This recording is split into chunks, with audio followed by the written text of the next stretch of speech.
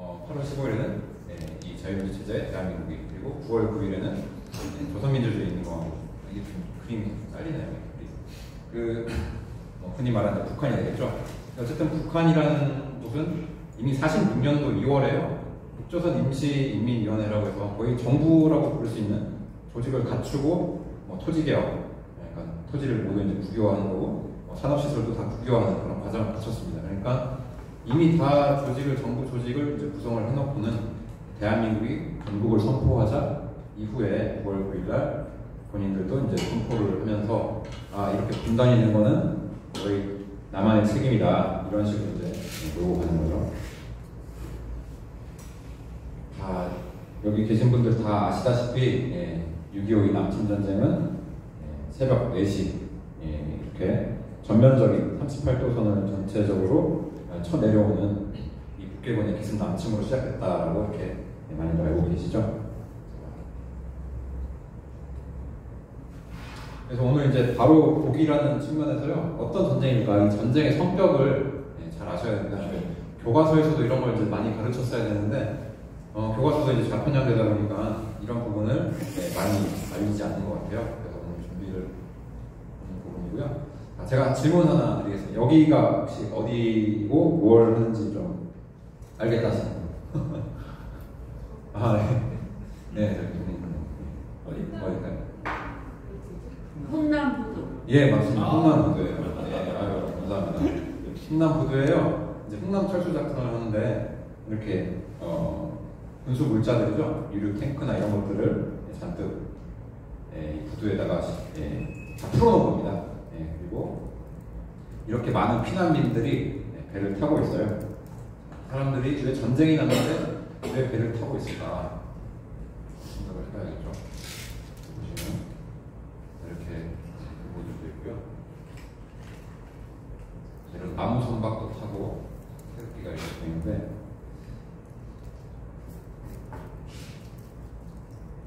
이런 식으로요, 14,000명이나 한 배에 타가지고 기네스북에도 등재가 되어 있어요. 그런 스토리오그램에. 왜 이런 일이 일어났을까라고 우리는 생각을 해봐야겠죠. 14,000명이 배를 타는 데만 해도 16시간이 걸리고요. 23일 흥남에서 출발을 해서 앞에서 봤던 그 유류 탱크들을 이렇게 다 훈수 물자를 폭발을 시키고 거기다 배에다가 사람을 태우고 이제 철수를 하는 장면입니다. 사람의 인명을 소중히 해서 승선을 시켰고요. 흥남에서 거제도로 이렇게 들어와서 25일 크리스마스에 들어왔기 때문에 크리스마스에 선물 이렇게 해서 부르는데, 도착했을 때는 5명의 또 새로운 생명이 태어나서 14,500명이 되었다고 해요. 그래서 10만여 명이 구출이 됐는데요. 이게 중요합니다. 왜 전쟁이 났는데 민간인들이 이렇게 대이동을 했을까? 보통 전쟁이 나면은 각 나라의 군사적인 충돌이죠. 그러니까 군인들끼리 서로 싸우고 일반 민간인들은 그 전쟁터에서 이제 피나는 거죠. 피해는 가는데 이렇게까지 멀리 전혀 다른 체제를 찾아가지고 내려왔다라는 것 자체에 우리는 왜 그랬을까라는 질문을 해야 되는데, 이쪽은 공산체제고 그동안에 많은 핍박을 받았기 때문에 자유를 찾기 위해서 이렇게 많은 사람들이 10만 명이 되는 사람들이 이렇게 미군의 수송선, 그리고 화물선, 이런 목선 여러 도움을 받고 이렇게 남으로 내려오게 됩니다. 이게 이제 현재 거제도의 장승포 하는 모습이고요. 이곳에 이제 이 피난민들이 집단 마을을 이루고 살았다고 합니다. 그리고 이제 이 전쟁을 바라보는 데 있어서 다양한 이제 그 시각에서 누가 바라보느냐에 따라서 전쟁도 극양각색으로 해석이 되는데요. 이게 전부는 아니겠지만 이 전쟁이 이제 국제전이었잖아요. 여러 나라의 군사들이 들어와서 한반도에서 전쟁을 벌였는데 그 당시 상황이 어땠는지를 보겠습니다. 소련인데요. 소련은 이제 공산주의 중국이고 국제 공산주의라고 해서 전 세계 적화를 목표로 해서 만들어진 나라였습니다. 공산주의라는 것 자체가 권력을 잡기 위해서는 어떠한 행동도, 어떠한 희생, 사람을 죽이거나 이런 것도 어떠한 수단도 다 정당화되는 그런 사상을 바탕으로 해가지고 빨간 바탕에 피의 혁명을 상징하는 얘기죠. 노동자와 농민, 해방을 이렇게 외치면서 모두가 잘 사는 세상을 만들겠다라고 해서 소련에서 이렇게 일어났고요. 북한과 중국도 마찬가지로 그런 공산주의를 추종을 하면서 우리가 이 공산주의 사상을 받아들이면 정말 우토피아 같은 세상이 올 거다라고 생각을 하고 있었죠. 그 당시에 이제 소련을 이끌던 리더가 이제 스탈린이고요. 중화인민공화국입니다. 이 중화인민공화국은 일제 때부터 이제 중국 공산당이 계속 활동을 했었는데요. 나라가 만들어진 거는 19년 10월 1일이고요. 그러니까 북한 그리고 대한민국보다 이제 늦게 건국이 됐어요. 이제 마오쩌둥, 오택동이 이제 이끌었고, 팽더화이라는 사람은 이제 중공의 인민지원군, 여기 이제 인민해방군이라고 이끌고 북한을 돕기 위해서 유엔군에 밀린 북한을 돕기 위해서 중공의 한 300만 가량의 군사를 이끌고 한반도로 들어갔다 합니다.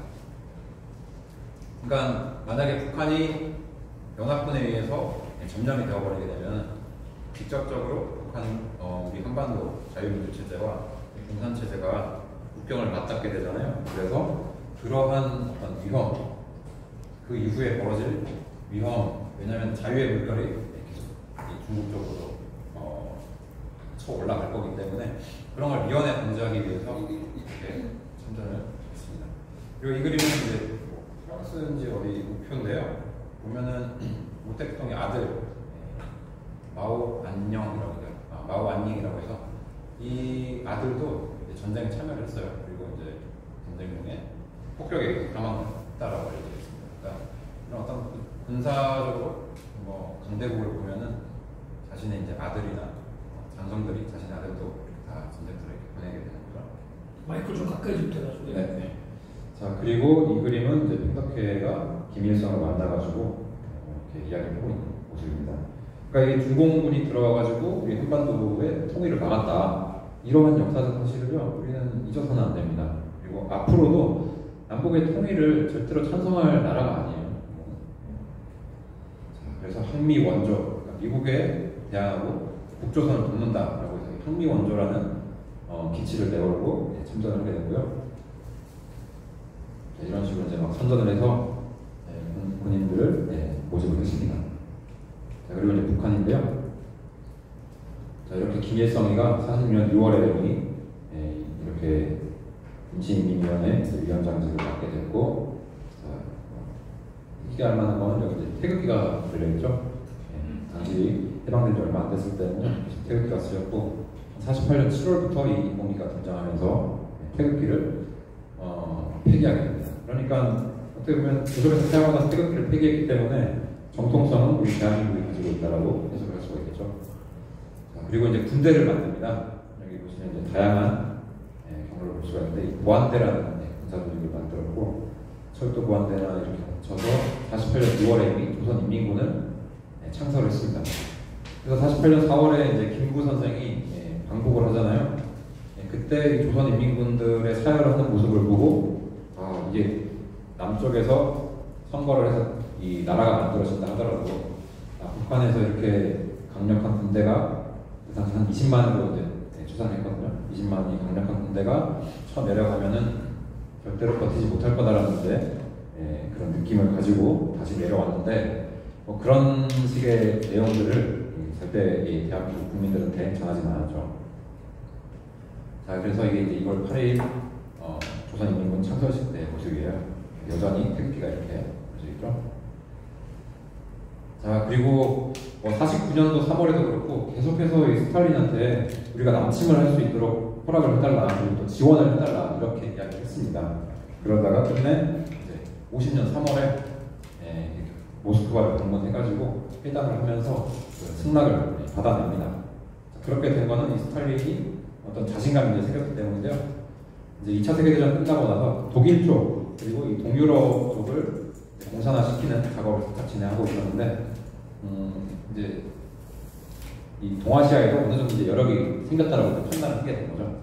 그렇게 된 이유 중에 하나는 49년도 10월에 중화인민공화국이 들어섰게 된 거고, 또 핵개발까지 완료가 됩니다. 그러니까 2차 세계대전을 끝낸 그 핵은 오로지 이제 그 당시에는 이제 미국만 가지고 있었는데, 소련도 핵무기를 이제 가지게 됨으로써 자신감을 갖고 김일성의 부탁을 이제 수락을 해주는 거죠. 자, 그래서 북한에서는 조국 해방 전쟁이라고 불러요. 6.25 남침 전쟁이라고 대한민국이 부르는데, 조국을 계속 해방시킨다. 이 해방이라는 의미가 이 미제국주의, 미제 식민지에서 해방을 시킨다라는 말이거든요. 그러니까 그러니까 좌익사관이에요. 강점기라는 표현 자체도 그 좌익사관인데요. 일제 강점기에서 45년 8월 15일 해방이 됐고, 그 이후에 다시 미제 강점기가 들어섰기 때문에 우리 북조선이 가서 너희 남한을 해방시킨다. 뭐 이런 의미로 해방이라는 표현을 습니다. 그러니까 이게 완전 좌익사관이라는 걸 알 수가 없죠. 자, 그리고 휴전이 됐던 90년 7월 27일을 기념해서 이들은 전승절, 군인들이 이겼다라고 이야기를 합니다. 근데 뭘로 보나 이거는 대한민국이 이긴 거죠. 피해 면에서 보거나 또 전쟁이 끝났을 때 영토가 그 사이즈가 얼마나 변했는지를 보면은 대한민국이 이긴 건데, 어쨌든 군인들은 나라를 거의 잃을 뻔했다가 휴전은 정전협정을 맺었기 때문에 전승절이라고 해서 정신 승리를 하고 있고요. 그래서 북한의 좀 허접한 전쟁 기념회는 조국 해방 전쟁의 위대한 승리라고 해서 김일성이 이렇게 잘했다라고 하고 있죠. 그래서 이 세 명이요, 대한민국을 침략한 세 원흉입니다. 이 세 사람들이 모략, 그리고 서로 간에 군사 협정을 맺으면서요, 착착 계획적으로 조직적으로 준비를 하고 대한민국을 남침한 것이다. 자, 그리고 이제 미국인데요. 미국은 이제 코리안워라고 이제 한국전쟁이라고 부르고 있고, 당시에는 트루먼 대통령이 미국의 전통 통수권자였죠. 그래서 남침을 이제 겪게 되는 그 이유 중에 또 하나가 뭐였냐면은, 이제 50년 1월에 에치슨 라인이라고 해서 미 국무장관인 에치슨이 미국의 이제 방위선을 이렇게 동아시아에 방위선을 긋게 됩니다. 그 방위선을 긋는데 이제 알래스카의 열도로부터 해서 일본 열도를 포함하고 또 한반도는 제외되고 또 대만도 제외가 되고 이런 식으로 선을 그었는데, 이거를 보고 전쟁이 이제 소련이나 이제 공산국가에서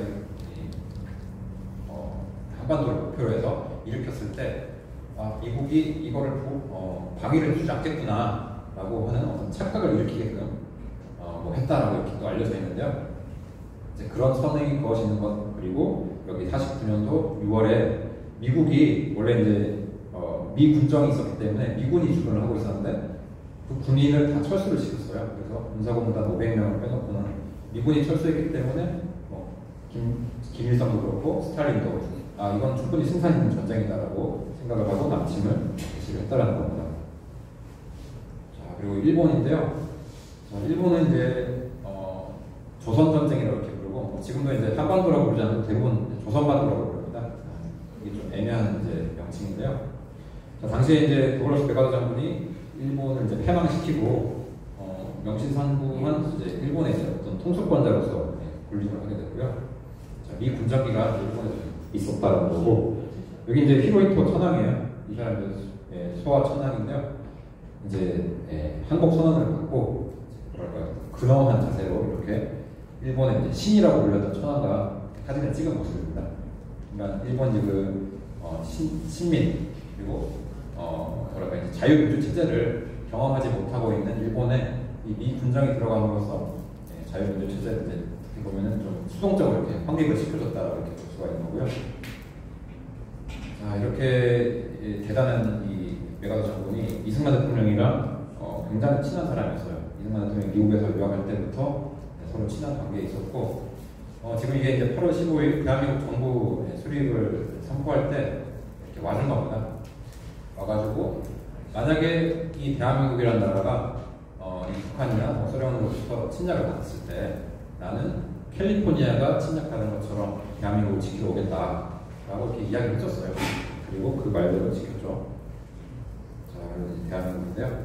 이승만 대통령이 초대 대통령이었고, 있고, 이렇게 다양한 이름으로 우리가 유교를 부르게 됐어요. 근데 무엇보다도 이렇게 좀 약간, 특히 저는 이 사이에 뭐 조선 노동당이나 뭐 김일성을 넣어가지고 그 누가 일으켰는지 사람 이름, 그리고 어느 쪽으로 쳐들어왔는지 이런 것들을 좀 학생들이 잘 알 수 있도록 유교 남친 전쟁이라고 불러야 한다고 생각합니다. 그러니까 다른 식으로 부르게 되면 되게 모호해지고 날짜만 부각이 되기 때문에 원인이 어디에서 있었는지를 잘 알 수가 없다라는 거죠. 자, 그리고 이제 국내 정세도 좀 알아봐야 되는데요. 이 부분이 오늘의 좀 주제의 거의 이제 70~80%를 차지한다고 보시면 됩니다. 자, 해방 이후에 공산 사회주의를 지지하는 사람들이 78%였다. 그러니까 이렇게 대한민국이 건국됐다는 거는요, 거의 기적과 같은 일이었다는 겁니다. 그리고 48년 자유총선국회가고요, 국회가 구성이 되고 헌법이 또 만들어지고 대통령이 취임을 하고 이제 건국을 선포하는데요. 자, 이런 식으로 뭐랄까 매뉴얼화 돼가지고 단계를 밟아서 건국된 사례가요 없습니다. 그러니까 대한민국이 얼마나 위대하게 건국되었는지를 이제 우리는 알 수가 있는 거고요. 모든 국민이 만 21세 이상의 남녀는 다 투표를 할 수가 있었습니다. 자, 그랬는데 일제시대 때부터 계속 공산주의 운동을 하다가 박헌영이라는 사람이 그러니까 항일 운동을 했죠.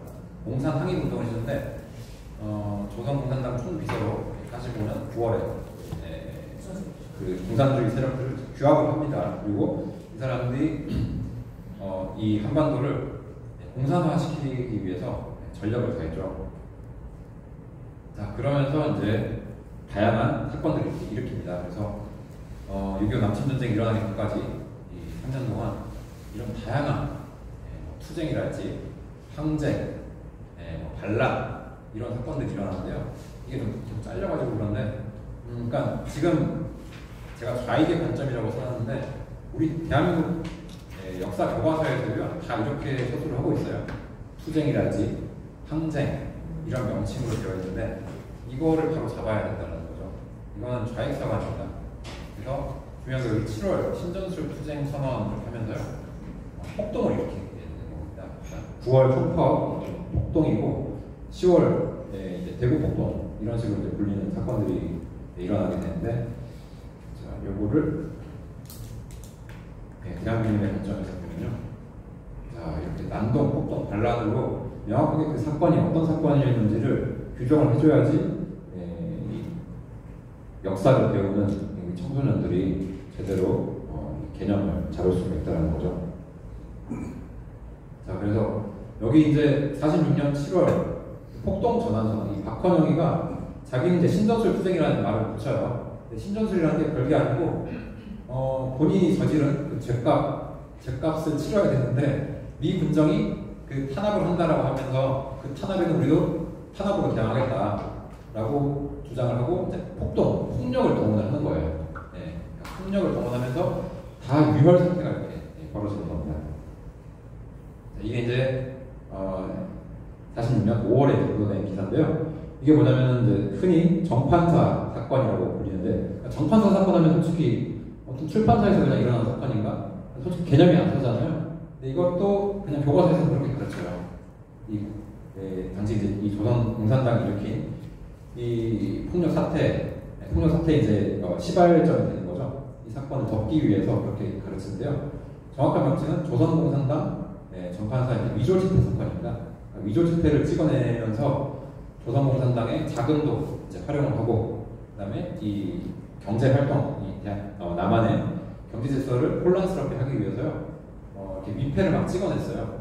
1,200만 원이라고 하는데 지금으로 따지면은 강남에 있는 큰 빌딩을 6채 이렇게 구입할 수 있는 비용이다. 다양하게 해석이 되는데 어쨌든 엄청난 거금이었고요. 이 거금이 사회를 혼란시키자 미 군정이 요거를 적발한 게 이제 46년 5월이 되는 거예요.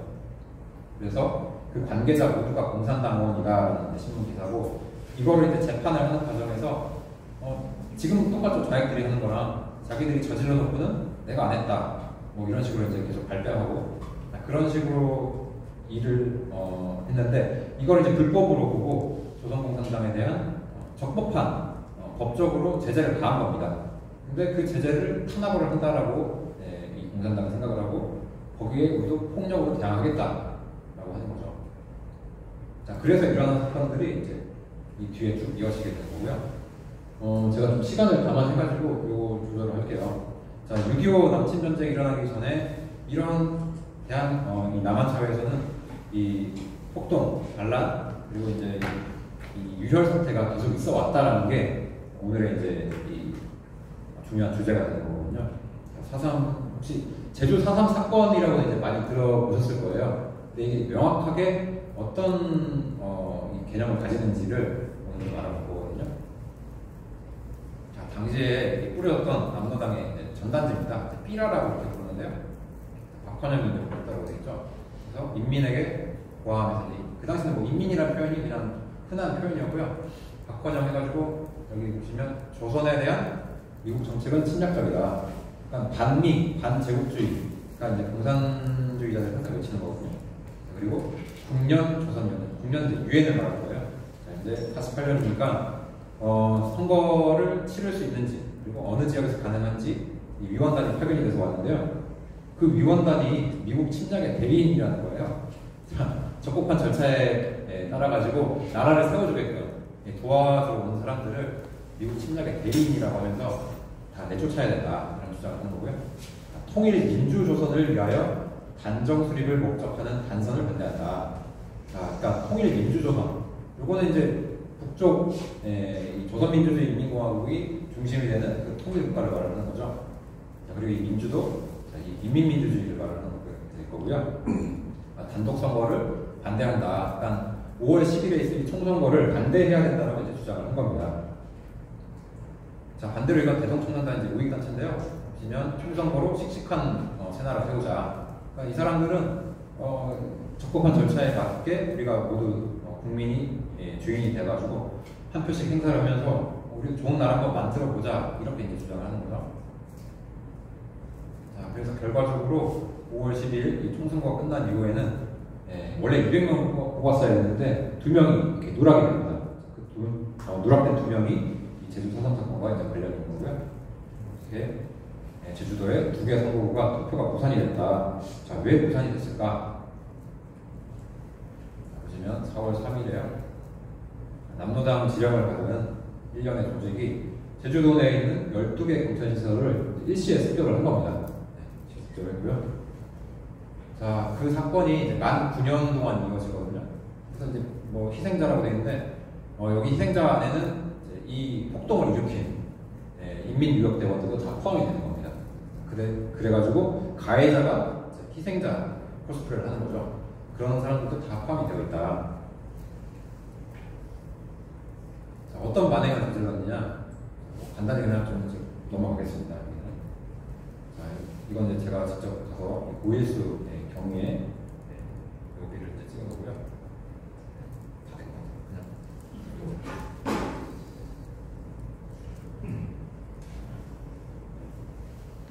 그러니까 경찰을 이렇게 막 죽였다는 거예요. 그리고 자, 이 무고한 사람들을 다 생매장시켰다. 뭐 어린애 이런 거 가릴 게 없어요. 그냥 무자비하게 사람을 죽인다. 자, 뭐 일본도로 배를 갈랐다. 아주 잔인하게 죽입니다. 왜 잔인하게 죽이냐면은 그렇게 하지 공포심을 심어주고 자기 말을 따르도록 하기 위해서죠. 다 잔인하게 죽이고요. 폐하까지도요. 꺼내서 죽인다. 이게 뭐 5.18 때 이런 이야기가 나오는데요. 그런 사실은 없었고 실제로는 4.3 사건 때 이 남로당 공산주의자들이 이렇게 잔인하게 사람을 죽인 겁니다. 그것들 사용을 했다는 거죠. 철창을 가지고 죽였는데 어머니가 그 시체를 다 깨냈다. 자, 그리고 이게 이제 게릴라전입니다. 자, 경찰을 때려 죽이고 경찰이 입었던 옷을 입고 또 민간인을 죽이면 그걸 보는 사람들은 아, 경찰이 민간인 죽였네 이렇게 되는 거죠. 이거는 뭐 흔히 게릴라들이 많이 쓰는 전법이고요. 자, 그래서 국제적으로 각과 의회에서는요 이 50% 이상 이제 투표를 해야 되는데 그게 안 됐기 때문에 자, 그걸 방해하기 위해서 이 남로당 인민유격대들이 이 사람들 저기 제주도에 오름이 있잖아요. 그 그 야트막한 산 그런 데다가 끌어다 놓고 한 이틀 동안 이 투표 기간 5월 10일 날 투표를 못하게 하는 거예요. 그래서 거기 있는 이제 사람들을 다시 하산시키는 장면인데 이게 지금 제주 사상 평화기념관이거든요. 여기는 서술 되어 있기를요. 투표를 하고 돌아오는 사람이라고 이렇게 여기 적어놓고 있어요. 그러니까 제주 사상 평화기념관에 가보시면 이 게시글들이 다 왜곡되어 있습니다. 외국 날조로 되어 있어가지고 좌익상을 심어주기 위함이죠. 그런 게 다. 투표소를 이렇게 희석을 해가지고 심지어 수류탄까지 투척을 했고 선거관리위원들도 이제 공격을 당해서 이렇게 사람이 죽었습니다. 자, 누가 있느냐? 그냥 할게요. 자, 제주도 인민유격대 1대 사령관 김달삼이라는 사람이 있는데요. 자, 이 사람의 묘비가요 평양에 애국 열사릉이라는 곳에 이렇게 만들어져 있어요. 남조선 혁명가라고 되어 있죠. 그러니까 이 사람은 대한민국을 위해서 살았던 사람이 아니라 조선 민주주의 인민공화국을 위해서 살았던 사람이라는 거죠. 이런 사람이 일으킨 사건이 지금 너무나 미화가 되고 있는 거죠. 이 사람이 원했던 그 통일은 적화 통일을 이제 이야기를 하는 겁니다. 그리고 여러 가지 이제 삐라 이렇게 살포가 되는데요.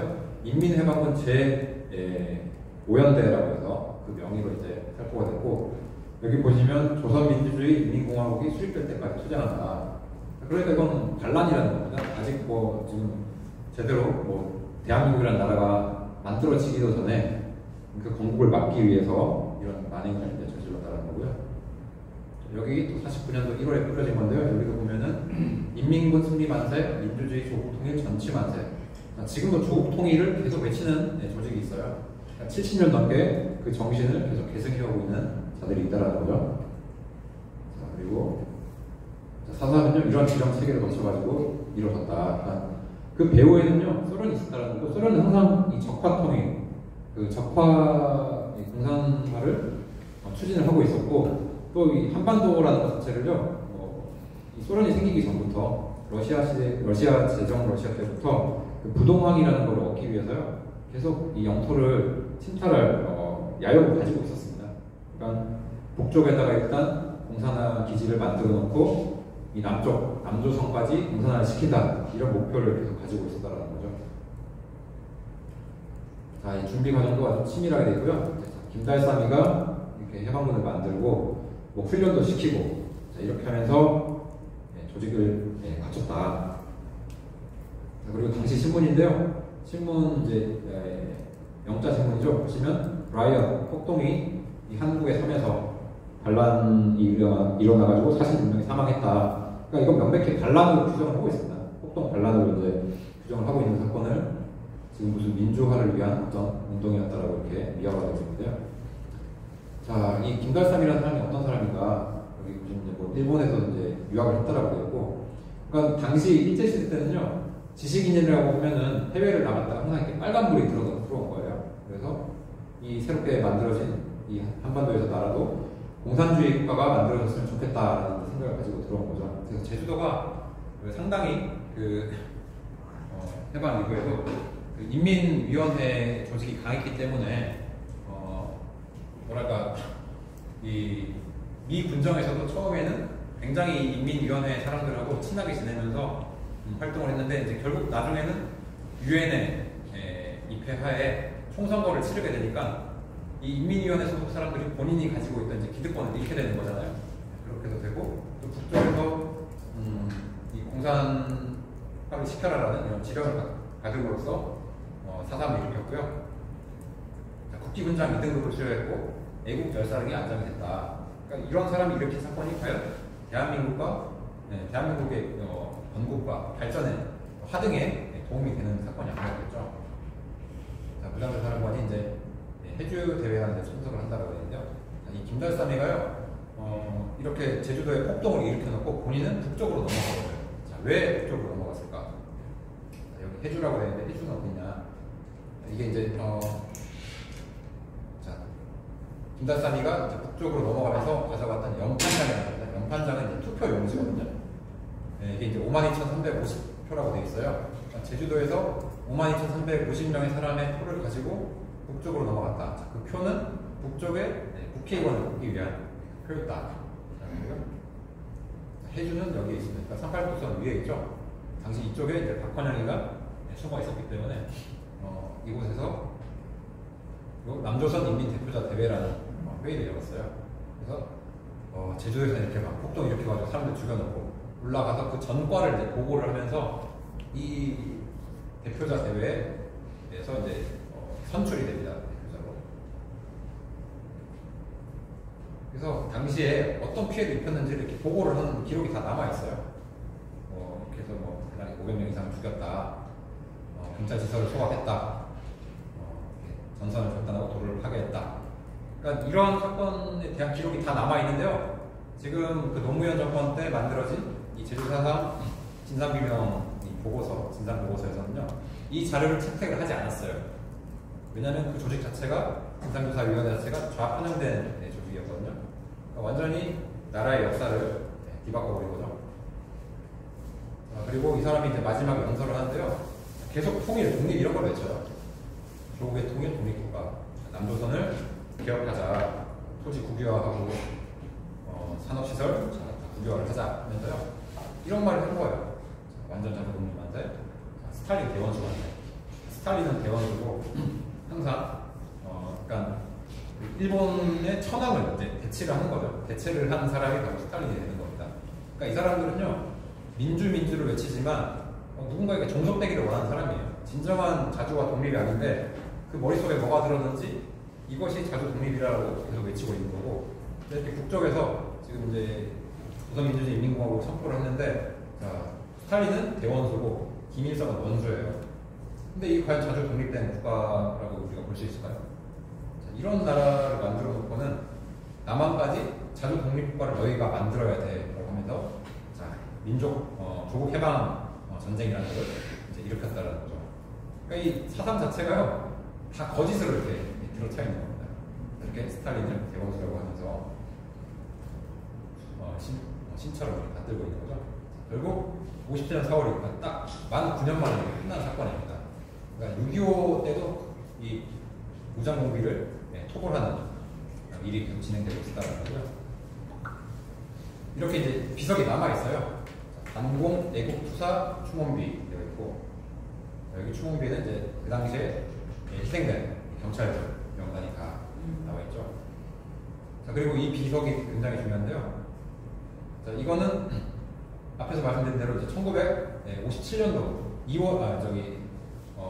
4월에 이제 이 사건이 완전 종료가 되는데 그해 11월에 이제 만들어졌고, 누가 만들었느냐? 제주도 공비 완별기념행사위원회에서 만든 거예요. 자, 이렇게 지긋지긋하게 제주도민을 괴롭혔던 이 공비들을 완전히 박멸했다라고 하면서 만든 거고, 귀중한 생명을 공헌한 군경민 명령, 충원을 위헌하면 공원을 세세토록 전하기 위해서 비석을 세웠다. 그러니까 군인, 경찰, 민간인까지 다 동원이 돼가지고 이 소위 이 빨갱이들을 퇴치하기 위해서 엄청나게 많은 사람들이 희생을 당했다는 겁니다. 그리고 그랬기 때문에 제주도가 자유민주 체제로 지금의 이제 번영을 누리고 있는 거죠. 자, 그래서 요건 이제 모슬포입니다. 모슬포에도 이런 추모 묘지가 있는데요. 애국동지 추도비라는 게 이제 만들어져 있고요. 자, 순국 전후 기념비, 주변에 다 충원비들이 만들어져 있는데 다 4.3 사건 당시에 희생된 경찰이 됩니다. 그리고 이제 여순반란 사건인데요. 이것도 4.3 사건에 이어서 같이 일어난 사건이고, 이렇게 조선민주주의인민공화국기가 나부르고 있습니다. 인공기라고 불리죠. 조금 이제 지리적인 면을 돕기 위해서 지도를 준비했는데요. 여수는 이 남쪽에 이렇게 돌출된 부분이 있고, 순천이 바로 옆에 붙어 있어요. 그래서 여순 사건, 여순 반란 이렇게 부르는데요. 정확한 명칭은 이제 여수 14년대에 있던 남노당 프락치들이 일으킨 반란 사건입니다. 여수 14년대 반란 사건이고, 48년 10월이니까 자, 우리 대한민국도 건국이 되어 있고, 조선민주주의인민공화국도 이제 선포를 했죠. 그 이후에 일어났기 때문에 엄연한 대한민국 이 정부의 지도를 받고 명령을 따라야 할 이 14년대라는 국군이 선전포고를, 대한민국에 대해서 선전포고를 했기 때문에 이제 반란을 하는 것입니다. 이 사건으로 많은 사람들이 또 민간인들이 죽죠. 자, 이 민간인들이 죽는 거는요, 다 그 박헌영의 폭동 전환 전술에 의해 가지고요 이렇게 저질러지는 거고, 학살로 인해서 7천여 명이 사망했다라고 알려져 있습니다. 그래서 이 기록도 요소에 보면 이렇게 자산공원이라는 데가 있는데요. 사실 여러 이제 추모탑들이 또 만들어져 있어요. 그래서 경찰 추모탑도 세워져 있죠. 49년 해가지고 만들었는데 48년 10월 19일 날 경찰에서 잠깐 여수 14연대를 점령한 이 반란군 세력이 이제 시내로 진출하면서 경찰서를 습격을 한 거예요. 경찰서에 있던 72명의 경찰관들이 사망을 했다. 그래서 그분들이 이제 기는 탑을 만들었다는 거고요. 이렇게 다 남아있죠. 거룩하게 선언하신 여수 경찰관의 열받아서 추모한다. 이 땅에 무한 자유와 번영의 등불을 밝혀주시도록 하면서 그 당시의 상황을 기록을 하고 있었죠. 편집대 명단은 되겠고, 50년도에도 6.25 남친전쟁 당시에 싸우다가 돌아가신 경찰관들도 명단이 있습니다. 자, 그리고 충운비, 이 충운비라는 게요 일시적으로 땅이 파묻혀 있었대요. 그거는 의도적으로 이 과거를 지우기 위해서 이제 묻었다라고 보여지는데요. 거기에 대한 경위를 써놓고, 여기서 정확히 되죠. 10월 19일 신월리 주둔하던 14연대 좌익 반란군, 좌익 반란군들이 남로당 프락치들이 들어가 있었는데 그 사람들이 14연대를 접수를 하고 여수 시내로 진출하면서 여수 경찰서를 습격했다. 자, 그래서 이 사건 때문에 우리 북군 내에 너무나도 많은 남로당 이 공산주의 세력들이 있구나 라는 걸 이제 정부에서 인식을 하게 됨으로써요. 자, 국가보안법이라는 걸 이제 제정을 하게 되고, 그 남로당 프락치들을 숙군, 걸러내는 작업을 하게 됩니다. 그래서 이 법을 제정을 했다라는 거죠. 자, 지금도 이 법을 계속 폐지해야 된다고 주장하는 자들이 또 있습니다. 한결같습니다, 그 사람들은.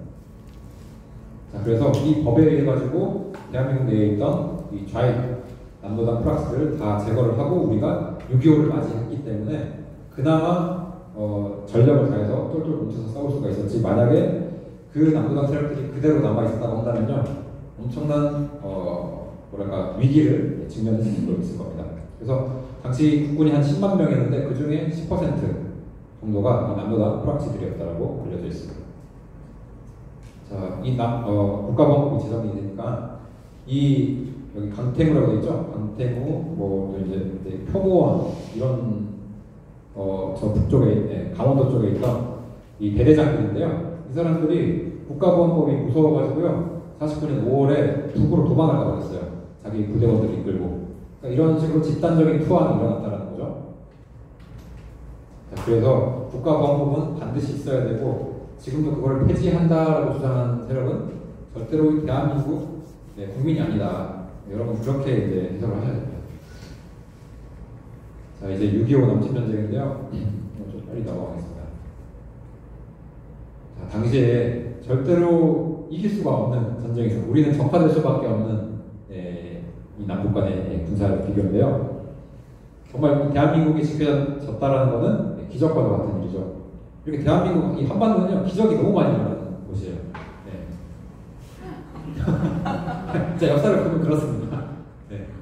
자, 이거는 이제 대부분 이제 군사적인 충돌로서 이제 해석을 할 때 많이 아시는 부분일 거예요. 자, 이렇게 전면적인 남침이 일어났고, 자, 낙동강 방어선이 형성이 되죠.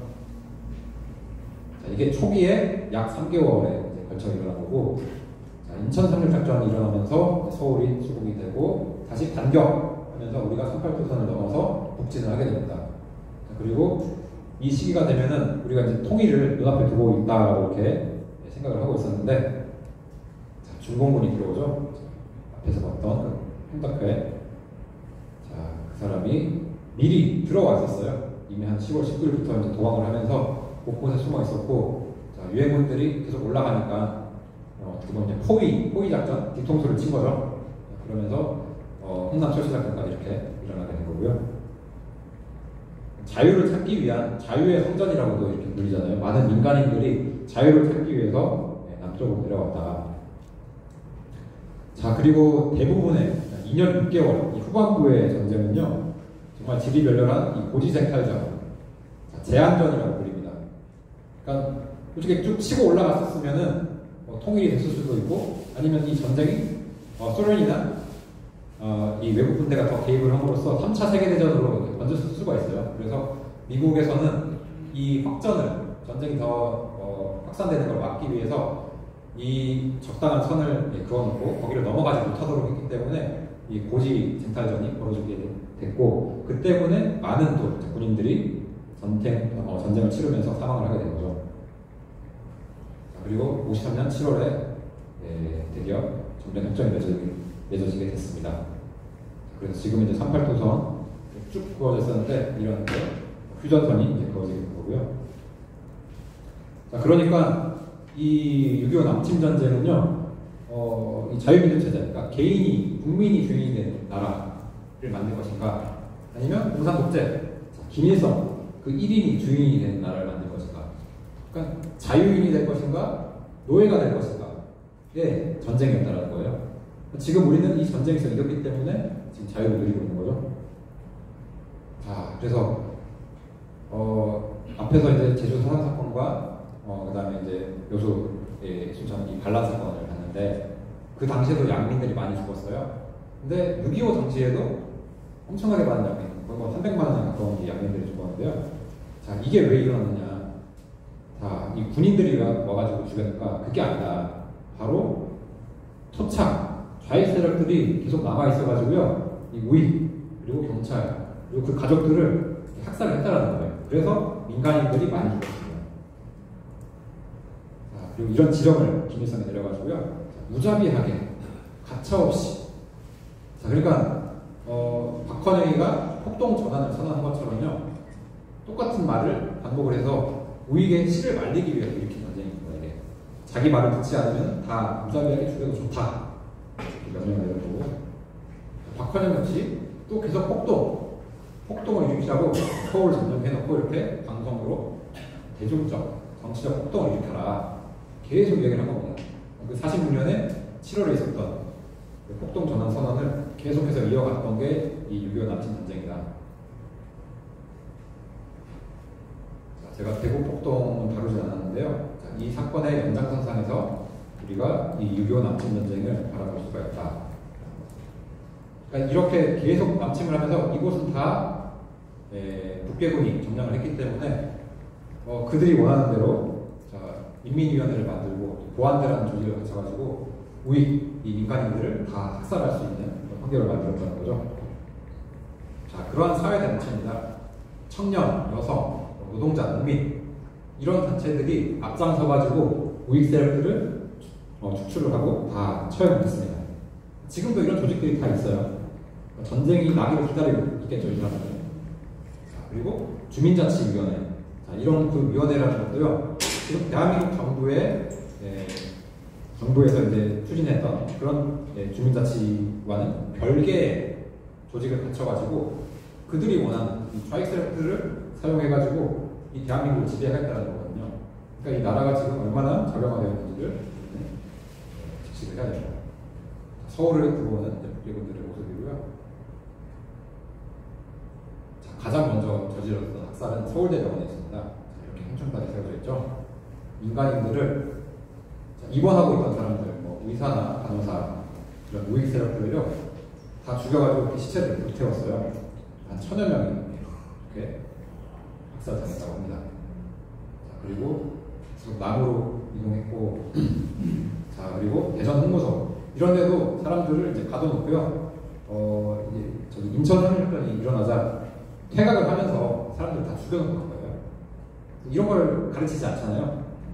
자, 그러면서 뭐 이제 뭐 미군이 우리 뭐 양민들을 죽였다라든지 이런 것들을 다 확대해가지고 가르치고 있죠.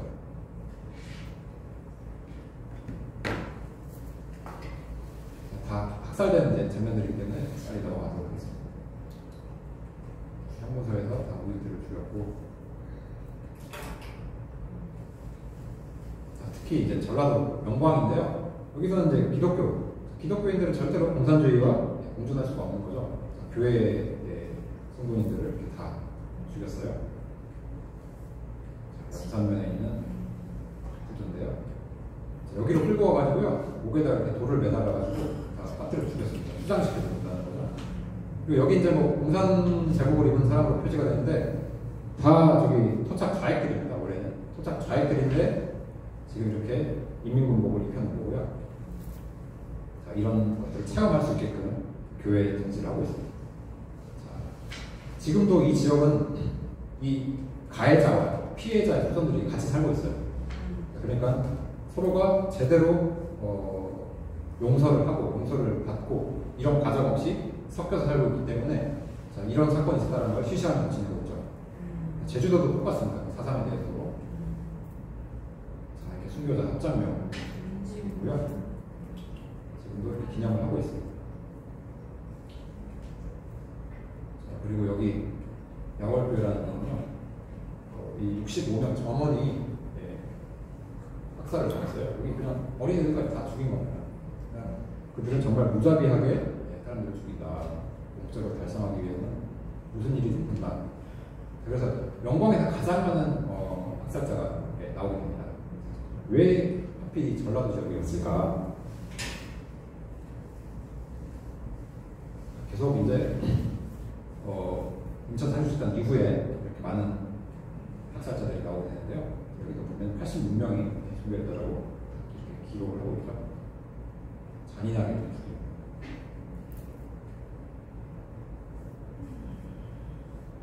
이런 사실들을 우리가 역사 시간에 배워야 되는데 절대로 가르치질 않죠. 다 잔인하게.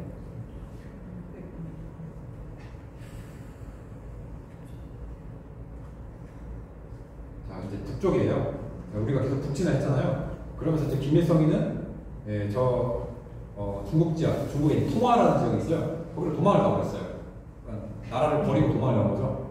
자, 그래서 이제 완전히 통일 앞에 두고 있었는데 자, 인민군들도 후퇴를 하면서 북쪽 지역에 있던 민간인들도 이렇게 학살을 한 겁니다. 여기 가장 많이 죽였는데요. 12,000명의 민간인이 학살했다. 이거 얼마나 안타까운 일이에요. 이거는 직접 봤다고 해요. 천여구 시신인데 대부분 여학생들의 시신이었다. 자, 이렇게 다 피난을 갑니다. 자유를 찾아서. 자, 이렇게 자유를 찾아서 부산으로, 남으로 이렇게 이동하게 되는 거죠. 여기 이제 평양 다리예요. 중공군의 불법적인 침입 개입으로 인해 가지고 자유를 찾아서 이렇게 끊어진 다리를 건너고 있습니다.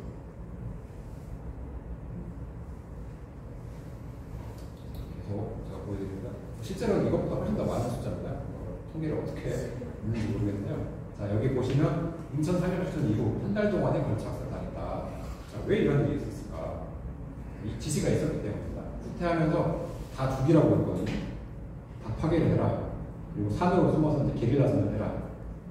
그리고 이 전도사령관 김책, 이 빨치산 출신인데요. 김일성이랑 같이 일을 했죠. 살해 방법은 당에서 파견되는 지도위원과 협의해서 각급 당 책임자의 책임을 해라. 이 토착 좌익들을 이용해가지고요. 총알도 아끼고 잔인한 방법으로 이렇게 살해를 했죠. 자, 이 지도가 이제 인천 산출전이 일어나는 거고요. 파란 선은 연합군이고 빨간 선은 이제 인민군입니다. 그래가지고 이제 북진을 하는 거예요. 허리가 잘리니까 보급로가 잘리니까 다 도망을 하거든요. 근데 이제 일제히 막 올라가는데 이 전라도 지역이 이게 이제 수복이 완전히 된 게 아니에요. 그러니까 대한민국의 행정권이 미치지 않는 사각지대가 이제 만들어지는 거죠. 그래서 이게 지금 50년 9월인데요. 51년도 2월 3월까지 조금 그냥 그 빨치산이나 그 인민군 세력들이 강해가지고요. 우리 대한민국의 그런 합법적인 통치를 받고 있는 지역이 아니었어요. 그래서 양민들이 많이 학살당했다. 자, 그래서 지도별 인명 피해 현황인데 자, 전남이 제일 많아요. 보십시오. 20만 이렇게 통계를 적고 있고 참 무고하게 이렇게 많은 사람들이 죽었는데 지금은 상당히 이제 너무나도 저명화된 경례가 전라도가 됐죠. 그리고 북한에서도요 이렇게 많은 사람들이 200만에 가까운 사람들이 희생이 됐다. 군에 가고 싶지 않은데 막 강제로 징집돼가지고 총알바지가 된 거죠. 이게 이제 뭐 좀 구체적인 통계 자료로 볼 수 있는데 여기 파란 게 민간인 사망자나 뭐 행방불명자 그리고 빨간 거는 군인입니다. 그래서 엄청나게 많은 피해를 우리가 이뤘다. 그러니까 민족 반역자가 누가 되겠어요? 민족 반역자. 북쪽에서는 민족 반역자는 뭐 이승만 이렇게 이야기를 하는데요. 민족 반역자는 김일성이에요. 자, 이 도식을 항상 좀 염두를 해두시고요. 6.25는 양민 학살이 목표로 수행됐던 전쟁입니다. 또 한편으로 이제 게릴라 침투가 있는데요. 48년부터 해가지고 6.25 남침 전쟁 일어나기 전까지 계속해서 이 빨치산 부대를 보냅니다. 강동 정치학원이라는 곳에서 이 게릴라전은 이 부대원들을 양성을 해가지고요. 대한민국을 적화하기 위해서 이런 식으로 침투를 계속 했다는 거고 후방은 이제 교란하기 위해서 들어왔다는 거죠. 자, 다시 이제 되새김질을 하면요. 이런 좌익들이 말하는 투쟁이니 항쟁이니 이런 거는 말이 안 된다. 내가 대한민국 국민이라면은 이렇게 역사를 바라보고 해석을 해야 된다. 그래서 그 연장선상에서 정말 많은 사람들이 희생된 6.25 남침 전쟁이 일어났다는 것이고요. 자, 그리고 이제 70년이 흘러가지고 결국 이렇게 빛과 어둠으로 나뉘게 된 겁니다. 이거는 뭐 처음부터 다 계획된 거예요. 계획대로 그대로 된 거죠. 절대로 번영할 수 없는 체제를 가지고 이렇게 70년을 버텼다라는 거, 그것도 참 기적이에요. 그런 기적을 이루고 있는 나라가 돼 있고, 우리 대한민국은 세계 속에서 당당하게 겨루면서 이런 번영을 누리고 있는 거죠. 자, 그런데 북쪽에서도요, 이런 일은 참 잘하고 있어요. 이게 이제 2020년 보시면 중국 인민지원군 조선전선 참전 70도에 증만이 됐죠.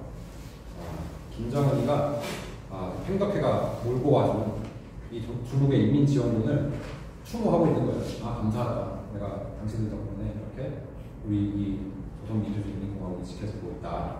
이렇게 기리고 있다는 거죠. 자, 그러면 우리나라는 어떨까? 자, 우리도 이렇게 참 성대하게 이 한충원에서 이런 일들을 하고 있는데, 정말 이게 없었다고 한다면요, 이미 적화가 돼가지고 이 사람 밑에서 지금 우리가 살 수밖에 없었는데 기적적으로 대한민국이 지켜졌다는 거고, 자, 이런 사람들이 이제 희생을 있어서는 안 되죠. 전쟁을 하다가요, 이제 얼어 죽는 사람들이요. 폭격을 받아가지고 진지를 지키다가 희생당한 유엔군이라고. 그래서 이것도 참 신기한 거예요, 진짜. 유엔이 만들어져가지고 이 대한민국이라는 나라를 위해서 이렇게 16개 선전국이 달려왔다는 거고, 의료지원국도 있죠. 이런 다섯 나라와 독일도 포함이 됩니다. 독일까지 해서 우리나라를 도와줬다. 그러니까 지금 누리고 있는 자유가 다 이런 나라들에 대해서. 그리고 여기 일본도 있죠. 일본도 우리를 도와주고, 실질적으로도 중대라고 볼 수는 없지만 기뢰, 그러니까 흥남철수 작전을 할 때요, 그 배를 파괴시키기 위해서 국회분들이 기뢰라는 걸 깔아놔요. 지뢰 같은 거죠. 바다의 지뢰인데요. 그런 것들을 제거하기 위해서 일본에서 전문가들이 왔어요. 일제시대 때도 이제 그런 것들을 했기 때문에 그런 전문가들이 희생이 됐다. 이런 것들은 잘 안 가르치죠. 그래서 결국 국군에 이렇게 많은 피해를 입었고, 포로가 지금 저기 북한에 억류되어 있죠. 유엔군도 이렇게 막대한 피해를 입었는데, 그 중에 거의 뭐 90% 이상이 미군이었다. 그러니까 미국과의 관계를 계속 끊고 반미운동, 그 다음에 미군 철수를 외치는 자들은요, 대한민국 국민이 아니라는 겁니다. 우리는 절대 자유가 공짜라는 것을 잊지 말아야 된다. 백선엽 장군도 이렇게 이야기를 하셨어요. 이 땅의 토란폭이 한 번도 거저 얻을 것이 없다. 정말 그 많은 피가 흘려져가지고 우리가 지키고 있는 것이다. 이야기를 했죠. 자, 그리고 용산 전쟁기념관인데요. 여기 가보시면 중앙에 이렇게 광장이 있는데, 여기도 또 우리가 기억할 말이 있어요. 아까 이제 교수님 평화 이야기 해주셨잖아요. 평화는요, 전쟁을 기억을 해야 된다는 거예요. 우리가 힘이 있을 때 평화를 지킬 수가 있는 거거든요. 평화를 원하거든 6.25 남침 전쟁을 제대로 기억을 하고 있어야지 우리가 지금의 이 평화를 누릴 수 있다. 평화에 취해가지고 김대중이 이야기하는 그런 평화통일, 뭐 연방제통일 이런 이야기를 하면요, 자, 우리는 노예로 전락할 수밖에 없다는 거예요. 네, 그래서 제가 준비한 건 여기까지고요. 오늘 내용은 제가 이제 곧 8월 말에 책이 나오거든요.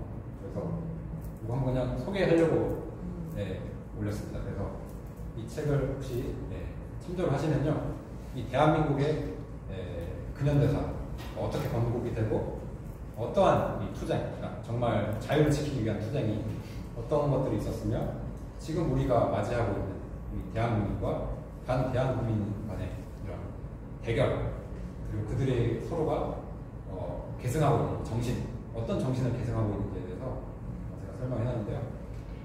좀 딱딱한 내용이었을 거예요. 오늘 이제 6.25랄지 좀 무거운 부분을 다뤘는데 어떻게 좀 양민 학살이라는 측면에서 좀 보는 관점이 그동안 제가 뭐 교과서나 다른 책을 참조했을 때도 잘 나오지 않더라고요. 그래서 제가 그동안 공부했던 것들을 좀 정리를 했는데 어떠셨는지 좀 모르겠습니다.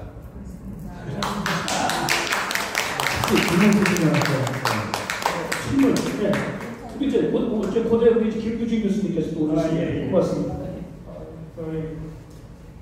저희들이 그 학교에서 강의할 때 제시할 수 없는 정말 그 주옥 같은 자료를 제시해주셔서 정말 감사하고요. 저희는 그냥 이 많은 자료에 겨우 한 10% 정도의 자료를 가지고 이제 강의를 했는데 이 자료를 직접 하셔서 이렇게 만드셨고, 그래서 책이 나왔으면 좋겠다고 했는데 책을 이미 거의 내셨네요. 그래서 다행스럽게 생각합니다. 왜냐하면 일단 책이 나와야 학자들이 이 책에서 이렇게 인용을 하면서 얘기를 할 수 있는데, 우리가 이게 자료를 제시하면 극우파처럼 이렇게 되기 때문에 오히려 우리 입지가 약해져요. 그런데 이러한 자료를 항상 그거를 실제된 자료를 제시하면서 얘기하면 오히려 우리가 설득하기가 이제 쉬운데, 그런 자격을 학문을 하신 분이 물론 학문을 하셨죠. 하는데 해주셔서 감사하게 생각하고, 또 특별히 4.3 사태에 대해서 제가 4.3 사태가 뭔가, 그래서 한 10여 년 전에 제주에서 사회교육학회가 열려서 그때 그쪽에 갔었거든요.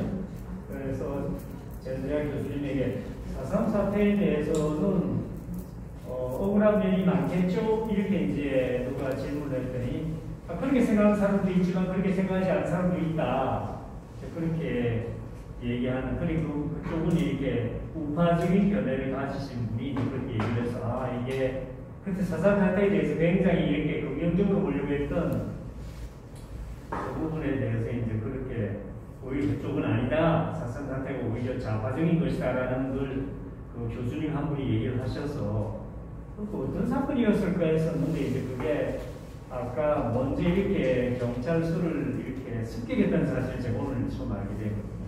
그래서 이런 노력을 해주셔서 대단히 고맙게 생각하고 감사하게 생각합니다. 두 가지만 제가 질문을 하려고 하는데, 하나는 해방 이후에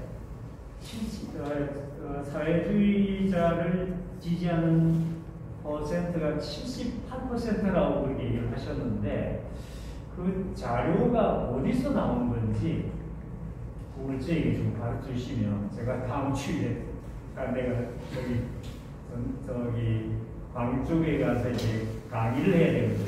사회민주주의에 대해서. 78% 사회주의라 78%가 사회주의자라고 한 이 근거가 어디서 된 것인지를 좀 저에게 좀 알려주시면 감사하겠습니다. 그 다음에 두 가지, 한 가지는 자료, 중국이 25만 명이 참전했다고 아까 PPT에서 얘기를 하셨거든요. 네. 그런데 영어로 돼서 거기 보면 캐주얼티, 희생자에는 또 70만 명으로 되어 있단 말이에요. 네.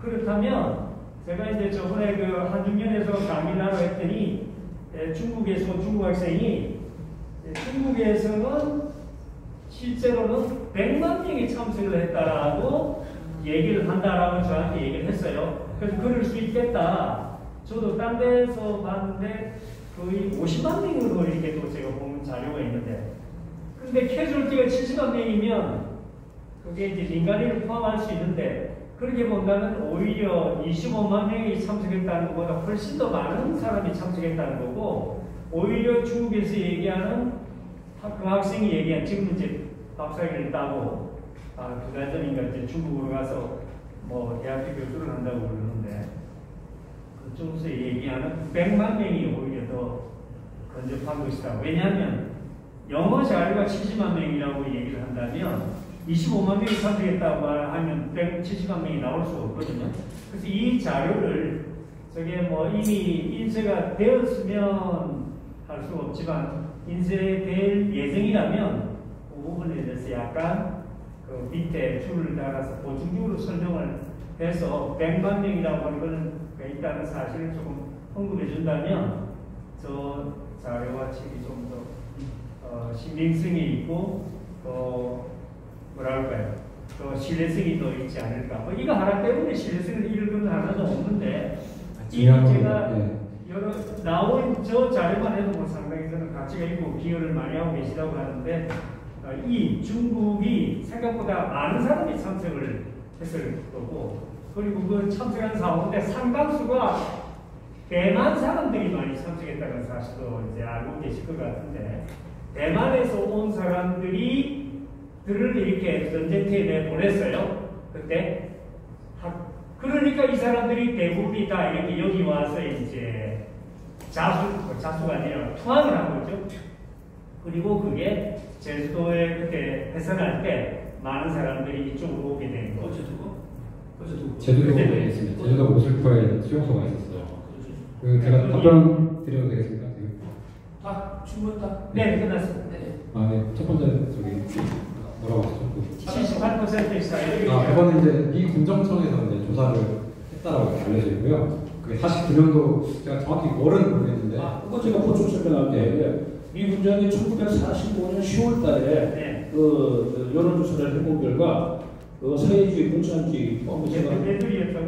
1945년 10월. 예. 미 군정이 실시한 여론조사에 의하면 공산주의, 사회주의를 포함해가지고 한 72% 정도 되고 자본주의가 14%. 예. 그 당시에는 대부분 70% 이상들이 다 공산주의하면 사회주의가 좋다라고 하고 자본주의에 대해서 좋다는 사람은 그러니까 14%. 이게 이제 해방 직후 있다. 2달 만에 미군주의 실시한 여론조사에 그다음에 두 번째 중공이 얼마나 참전을 했냐는 건데요. 그러니까 솔직히 공산국가들의 통계 자료를요 신뢰할 수가 없습니다. 저는 이제 한의사라서 뭐 중국 자료 좀 활용하는데 그 임상 자료 같은 거, 논문 같은 거 보면요, 얘들이 엄청나게 부풀려요. 약을 썼는데, 그러니까 효과가 있다가 있고요, 저효하다, 그러니까 아주 뭐 효과가 더 좋았다, 혹은 뭐 주효하다 이렇게 있거든요. 근데 효과가 있다라는 그 퍼센테이지를 다 합치면요, 90%, 95%막 그래요. 그러니까 논문에 대한 신빙성도 떨어진다는 거죠. 그러니까 이 자료가 제대로 밝히는 것도 중요한데, 어쨌든 팩트는 중공군이 가장 많은 피해를 봤다는 거예요. 사상자가 제일 많긴 합니다. 그리고 제가 여기 25만이라고 했던 거는 이제 10월 달에 10월 19일, 그러니까 50년도 10월 19일에 평양으로 우리가 탈환하고 계속 북진을 하면서요, 그때 처음 맞닥뜨린 어떤 병력의 수라고 저는 알고 있거든요. 숨어있던 이제 병력들이 한 25만 정도 됐다. 그리고 연 인원, 계속 쭉 들어왔던 인원은 많게 잡으면 제가 300만까지로도 알고 있습니다. 그러니까 어떤 문헌들이 이제 100만이다 이렇게 이야기를 하는데요, 너무나도 많은 수가 이제 들어왔다는 거고, 이제 대만 목격자들을 이제 이야기를 해주셨는데, 당시 이제 중공이 10월 1일 날 이제 건국이 되었을 당시에 국공내전이라고 있었잖아요.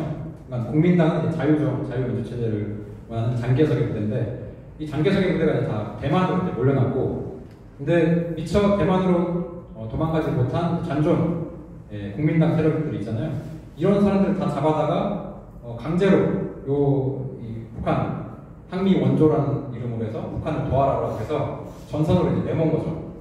그리고 전쟁이 발발할 이제 초기에는요, 이 인민해방군단, 중국의 군대는 인민해방군이라고 불리는데, 이 인민해방군에는 일제시대 때 이 만주 지역에서 활동을 하던 조선족들이 많이 있어요. 그래서 조선족들도 한 2만 5천 명을 미리 이 사단을 편성을 해가지고 북한으로 보냅니다.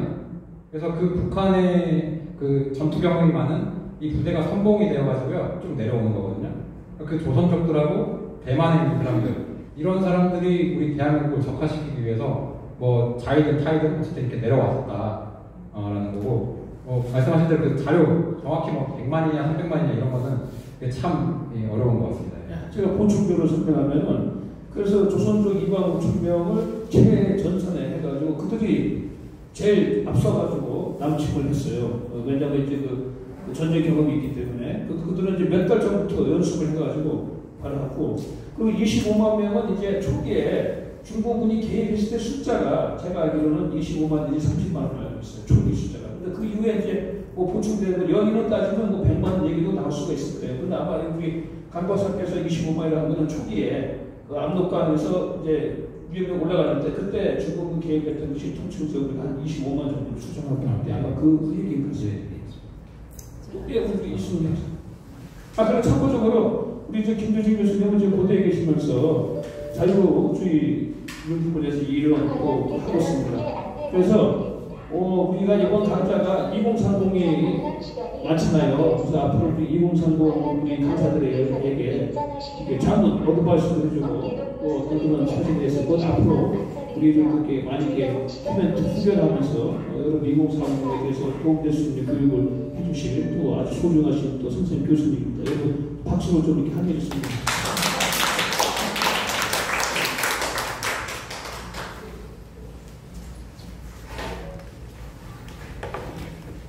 네, 안녕하세요. 저는 전 MBC 공정방송 노조위원장을 지냈던 이순임이라고 합니다. 오늘 선생님의 그 정말 6.25에 대한 그 6.25 전후 또 상황 이런 거에 대해서 굉장히 상세하게 깊이 있게 이런 강의를 해주셔서 감사드리고 또한 여기 책으로 나온다니까 이 책이 굉장히 이제 우리 학교라든가 이런 곳에서 굉장히 많이 쓰여서 6.25를 제대로 아는 그런 아주 큰 자료가 될 줄로 믿습니다. 저는 오늘 그 강의 말씀 중에서 특별히 제가 하나 말씀 하나 드릴 게 뭐냐면은 공산당들은 사회를 혼란시키는 데 있어서 규칙이 하나 있습니다. 그 규칙이 저는 이제 중국 정치학 박사를 받았거든요. 그래서 중국 대장정을 통해서 말할 수 있는 건데 중국에서 모택동이 이제 대장정 유명하지 않습니까? 모택동 대장정이 이제 1927년 1월에 그 장개석의 국민당 군대를 피해가지고 그 도망을 다닌 데가 아주 심신창골 아주 이런 것으로 그 자기네가 살려고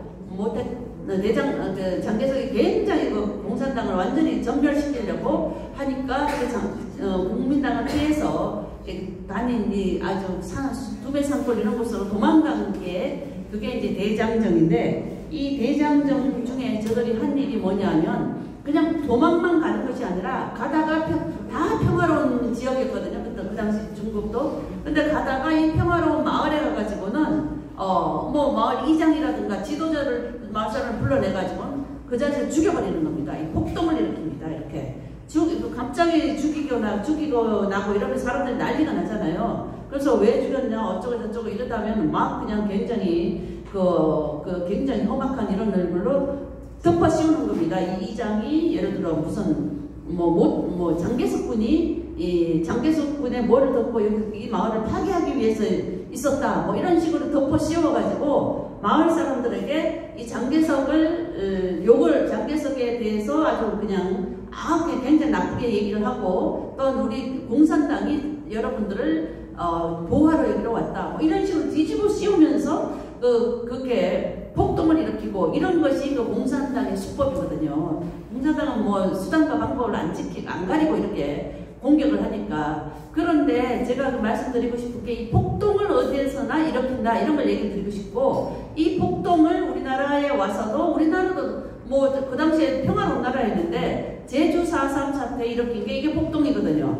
부마 사태를 일으키거나 5.18 사태를 일으키거나 이런 것들이 전부 평화로운 마을에 공산당원들이 끼어들어가지고 이 원인을 상대방에게 제공을 하면서 이렇게 폭동을 일으키고 그 상황을 굉장히 아주 그냥 굉장히 위협적 이런 상황으로 바꾸기 위해서 하는 게 이게 이제 저들이 폭동을 일으키면서 기선을 잡아내려고 하는 이런 것이라는 걸 한번 말씀드리고 싶습니다. 그리고 또한 마이크를 잡은 김에 그 질문 드릴 게 뭐냐면 아까 보니까 모택동의 아들 마오아님이 이제 한국전에 참전을 했는데 그때 사망을 하지 않았습니까? 근데 보니까 아까 그 우표가 나왔어요. 근데 우표가 프랑스의 우표라고 해서 예, 프랑스에서 어떻게 모택동과 그 마오아닝의 우표를 만들었는지 좀 그게 굉장히 궁금합니다.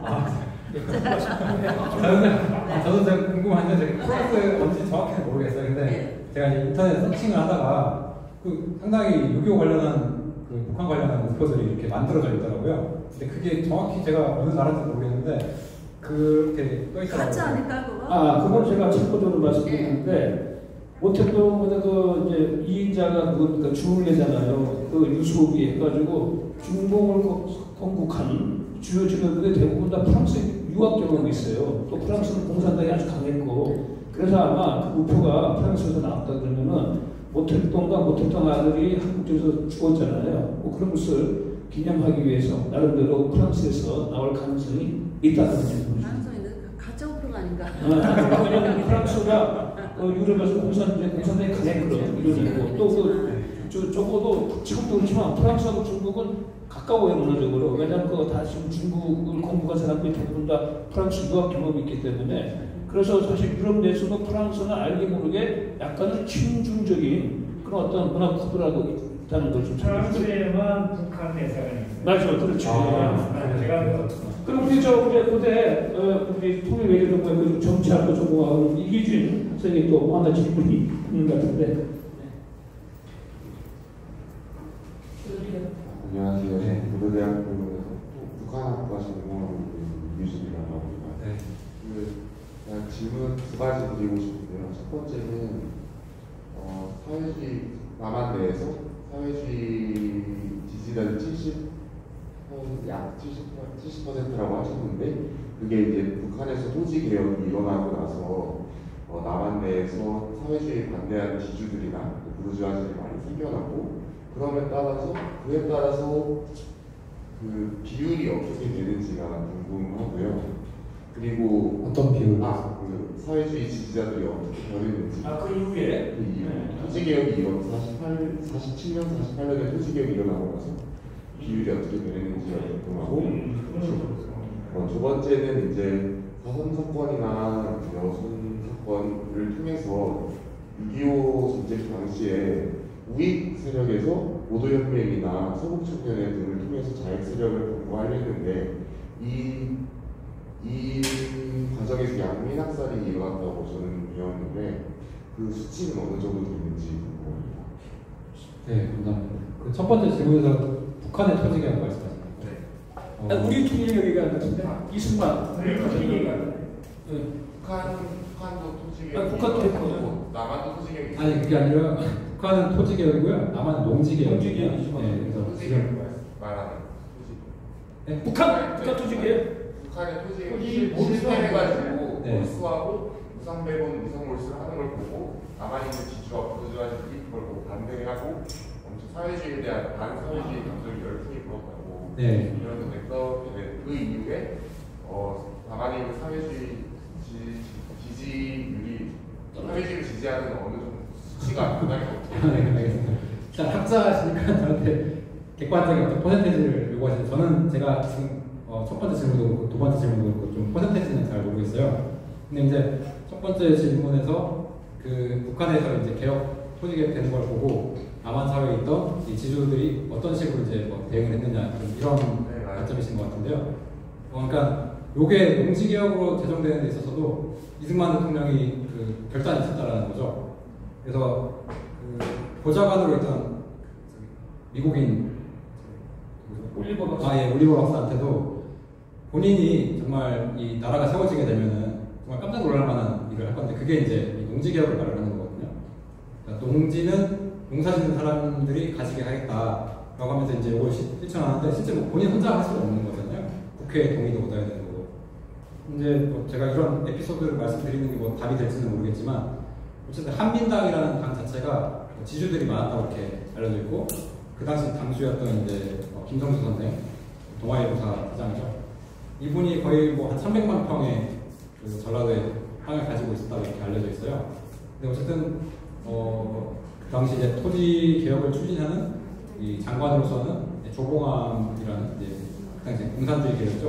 그 사람을 세웠고 그 한민당의 이 당수인 김정수도 이렇게 설득을 이제 하면서 기꺼이 본인이 가지고 있던 이 땅을 내놓는데 그 땅을 내놓게 된 이유 중에 하나가 그 헌법을 만드는데 이제 개입한 유진호라는 박사가 있어요. 유진호 이분이 이 토지, 그러니까 농지를 농민에게 돌려주는 이것만이 공산주의자들을 막을 수 있는 방법이다라는 이야기를 했다라고 이렇게 알려져 있거든요.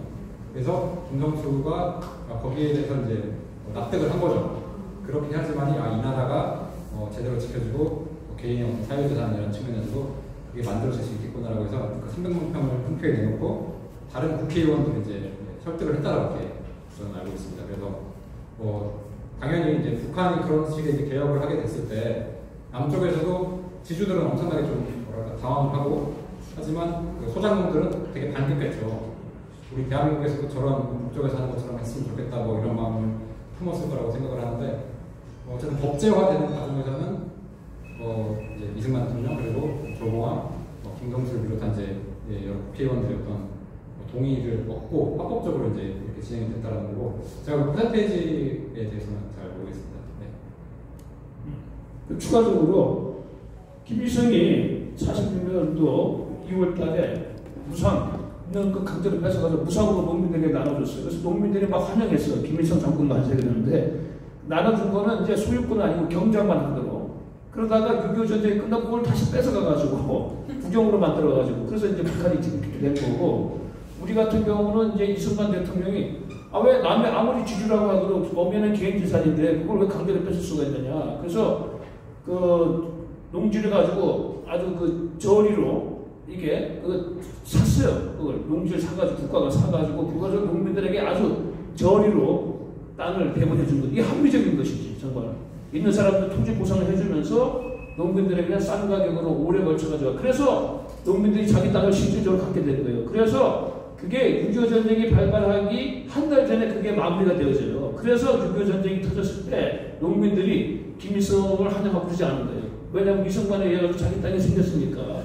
그래서 그게 사실 이승만 대통령의 농지개혁이 6.25 전쟁에서 우리가 흔들리지 않고 할 수 있는 아주 중요한 요인이 됐던 것이죠. 그리고 아까 두 번째가 저거죠. 그거 양민 학살부가 그거 외우도 좀 왔는데 그게 아까 나왔잖아요. 4.3 특히 했을 때 그게 초기에 이제 그 남부당이 해가지고 막 죽였는데 그럼 이제 어떻게 경찰 군이 이제 들어가가지고 이제 진압을 하잖아요. 진압을 하면서 아까 얘기한 소국 청년단들도 같이 들어가가지고 이제 진압을 했어요. 진압하는 과정 속에서 이제 일반 그 제주도 주민들은 무하게 죽었지. 왜냐하면 잘 모르잖아. 누가 누군지. 그러니까 불가피하게 희생한 분이 있어요. 그래서 이제 그걸 이제 4.3을 희생한다라고 이렇게 얘기를 하고 있는데 그 원인은 원래 이제 남부당들이 폭동해가지고 그게 더 다수가 죽은 거죠. 아까 여기 나왔잖아요.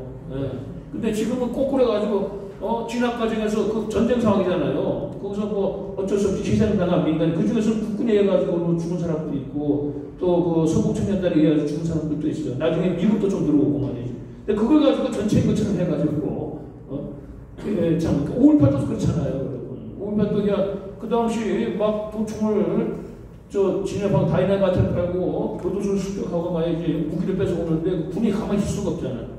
진압 과정에서 어쩔 수 없이 광주 시민들이 무고하게 희생당한 분들이 있어요. 그런 분들은 이제 적절히 우리가 보상해주고 희생을 해야 되지만은 원인을 제공한 사람은 얘기 안 하고 군이 말이지 우리 국민을 가지고 무자비하게 죽였다 이렇게 오도한 게 똑같은 패러다임이에요. 4.3도 그렇고 5.18도. 제가 추가적으로 좀 답변과 질문드리면 혹시 47년도 뭐 3.1절 발포 사건 뭐 이런 거 알고 계시나요? 그렇진 않아요. 제가 이제 질문하시는 걸 들어봤을 때요. 우익들이 이 만행을 저질렀다. 일부 이제 그런 게 있긴 있는데 그걸 부각시키는 거는 상당히 자명화된 이제 교과서나 역사책들이 이제 그걸 부각을 시키거든요.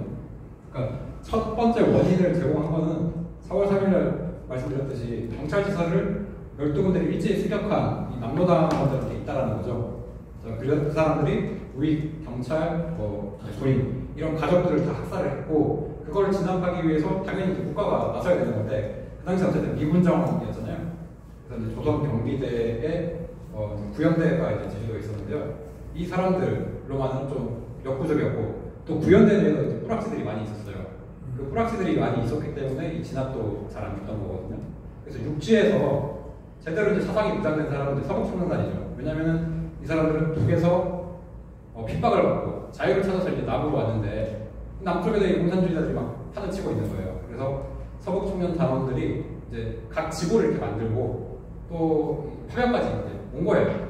어떻게 보면 이제 나라의 어떤 부르심으로 인해서 그렇게 와가지고 적극적으로 이제 진압을 하게 된 거죠. 자, 그 과정에서 이제 무고한 이제 양민들도 학살되는 경우도 있었고 좀 불상사들이 이제 일어났다고는 이제 알려져 있어요. 근데 제주도라는 특성 자체가요, 그 오름이 있고 동굴도 있고 밀림지대거든요. 그래서 이게 9년간이나 갈 수가 있었던 거예요. 반면에 이제 여순반란 같은 건 한 8일 만에, 9일 만에 진압이 된 거거든요. 네, 막 숨어서 이렇게 지내고 밤에는 내려와가지고 마을에서 이제 위협하면서 약탈해가고 또 낮에는 이제 군경들이 와가지고 너 혹시 뭐 숨겨준 거 있지 않냐, 이 무장공비들한테 뭘 제공하지 않았냐 이렇게 하면 이제 가운데 낀 양민들이 막 엄청나게 낮과 밤으로 시달리게 되는 거죠. 그래서 이 부대에서는 다 이제 해안서 5km 이내로 다 내려오라고 했어요. 이건 이제 성부공작이라고 하는데 다 내려와가지고 그러니까 그들의 보급도를 차단을 하는 거죠. 그렇게 해야지 빨리 지나야 되니까. 근데 이렇게 산간 지역에서 살면서 안 내려온 사람들이 있었거든요. 그러니까 그 사람들은 자기 어떤 가족이 뭐 연루됐을 수도 있고, 자기 가족 중에도 한쪽은 군인이고 한쪽은 이 빨치산이고, 이렇게 갈린 가정들도 많이 있어요. 그러니까 엄청난 이게 비극이죠. 그러니까 그런 와중에 가운데 끼인 사람이 군인으로부터 희생당할 수가 있다라는 거예요. 왜냐면 이 사람은 그 반란 폭도들의 부역자가 된 사람이니까. 그래서 그런 사람들 이제 잡아다가 뭐 군사재판 이렇게 회부하고 뭐 이런 이제 경우가 있었다라는 거죠. 목숨을 건 전시 상황이었기 때문에요. 그런 민간인의 어떤 피해는 어쩔 수가 없는 거예요. 그러니까 적정 진압이라는 건 존재하지 않아요. 현실에서는 항상 과잉 진압이 될 수밖에 없어요. 네. 자, 그럼 우리 고등학생 신주영 학생 꼭 궁금한 학생 교과서를 어떻게 가르치는지 혹시 기억나요? 진짜